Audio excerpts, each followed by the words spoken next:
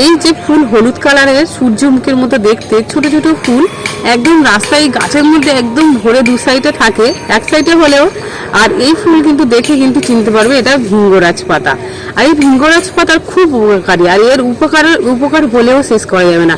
এর উপকার হচ্ছে চুলটা যদি আমাদের উঠে যায় কিংবা চুল গোড়াটা গরম হয়ে যায়, চুল পেকে যায়, বয়সের সাথে সাথেও পাকে, আর বয়স না হলে যে চুলটা পাকে এবং চুল উঠে উঠে যে টাক পড়ে যায়, টাক ভাব এসে যায়, এমনিতে টাক হয়, সেই কিন্তু টাকেও চুল গজিয়ে যাবে এই পাতায় এমনই গুণাবলী। আপনাদের কাছে এইটাই শেয়ার করবো আজকে, প্রথম থেকে শেষ পর্যন্ত দেখো। একদম পরিষ্কার করে এবার শিলনোড়াতে এই পাতার ডাঁটি সমেত ছড়ে নেব, আর ফুলটাও নিয়ে নেবো, নিয়ে রসটা বার করে নেবো।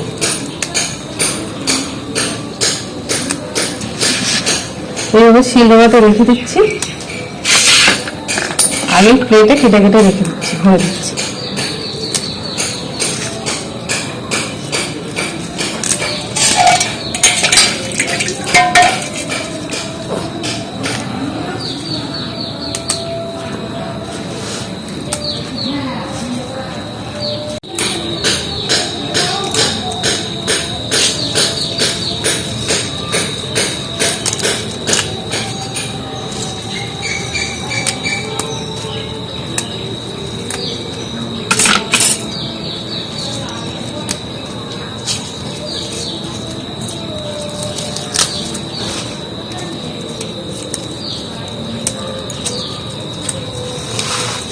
এবার শিলনোড়াকে দিয়ে দিচ্ছি, কেটে কেটে নিয়েছি।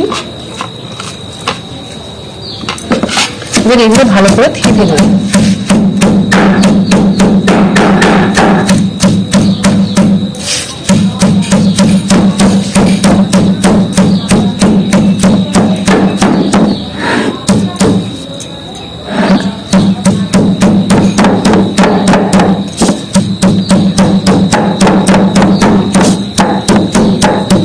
আর এই ঝাঁঝালো, এত ঝাঁঝালো, এইবার থাতার সময় পুরো নাকে আসছে, এত তীক্ষ্ণ ঝাঁঝালো গন্ধ।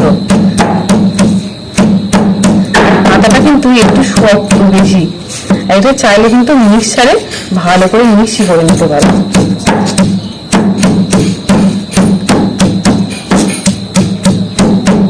একদম এই পাতাটা কিন্তু একটু জল ব্যবহার করবো না।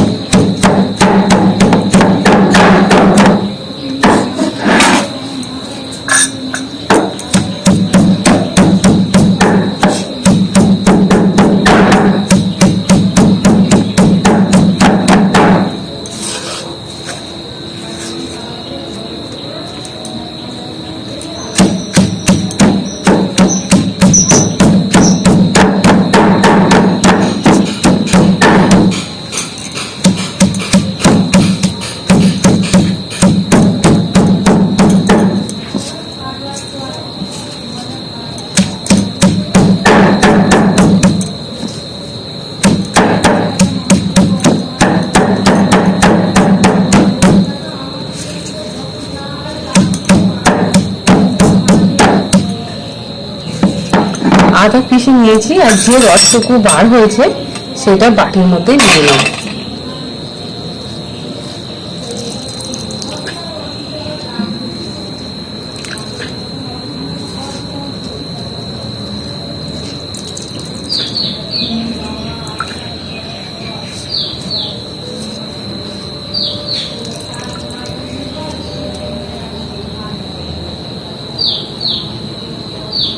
এই রসটুকু বার হয়েছে, আরো একবার থেঁতে নেব।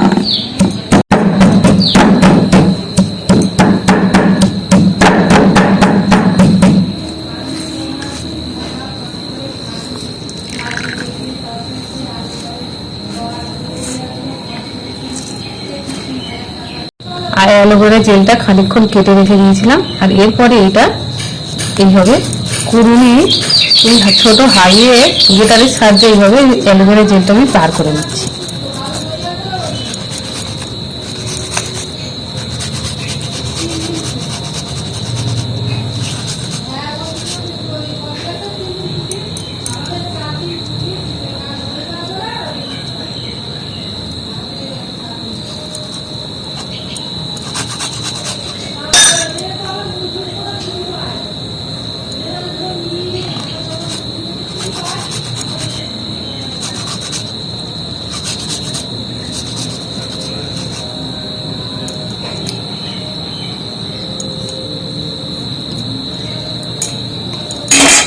অ্যালোভেরা জেল আর পাতার রসটা ভালো করে মিক্সড করে নেব।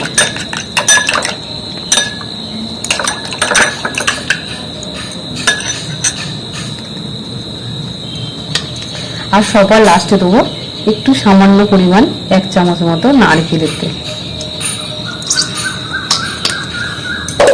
নারকেল তেল 1 চামচ মতো দিয়ে দিচ্ছি, আর এটা এই রসের পাতা রসের মধ্যে দিয়ে দেবো আর সবটা ভালো করে ফেটে নেব। আর নারকেলের তেলটা কিন্তু আবার চুলটা ঘন করে, সিল্কি করে, লম্বা করে নারকেল তেল।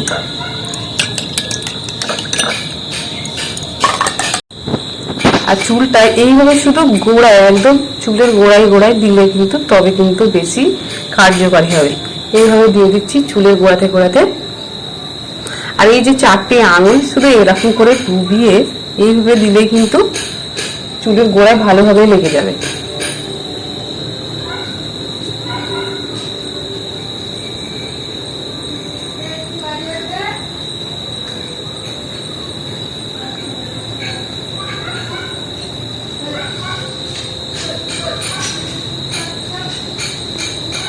আর এই যে রসটা কিন্তু বাটার পরে খুব তীক্ষ্ণ একটা গন্ধ না, একদম সিম্পল।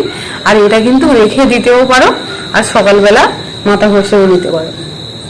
আর চাইলে কিন্তু মাথার পরে 10 মিনিট 20 মিনিট পরে মাথাটা ঘষে নিলেই হয়ে যাবে। কিন্তু আমি কিন্তু আর মাথা ঘষবো না, এইভাবেই মাথার মধ্যে রেখে দেবো এটা।